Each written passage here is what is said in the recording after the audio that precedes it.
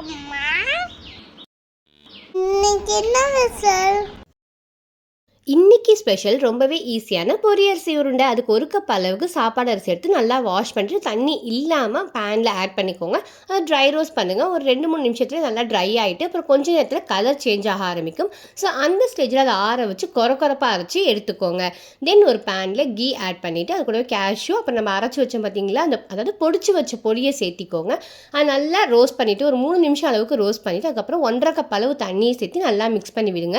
அது வந்து கொஞ்சம் நேரத்தில் கெட்டியாக ஆரம்பிக்கும். அந்த ஸ்டேஜில் நம்ம வெல்லம் சேர்த்த போகிறோம். இன்றைக்கி நான் வந்து பவுடர் வெல்லமாக சேர்த்துறேன். உங்களுக்கு வந்து கட்டி வெல்லமாக தான் இருக்குது அப்படின்னா அடுப்பில் வச்சு அதை வந்து கரைச்சி ஆட் பண்ணிக்கோங்க. அதுக்கு பதம் தேவை கிடையாது.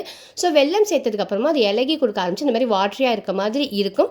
பட் கொஞ்ச நேரத்தில் அது எல்லாமே மிக்ஸ் ஆகி சூப்பராக கெட்டியாக ஆகிடும். அந்த ஸ்டேஜில் 1/4 கப் அளவுக்கு துருவன தேங்காவை சேர்த்து மிக்ஸ் பண்ணிவிட்டு இந்த மாதிரி உருண்டை பிடிக்கிற பதம் வந்ததுக்கப்புறமா உருண்டை பிடிச்சி வச்சிங்க அப்படின்னா சூப்பரான பொரியரிசி உருண்டை ரெடி. லைக் பண்ணுங்க, சப்ஸ்கிரைப் பண்ணுங்க. Thank you. அச்சாத்தி.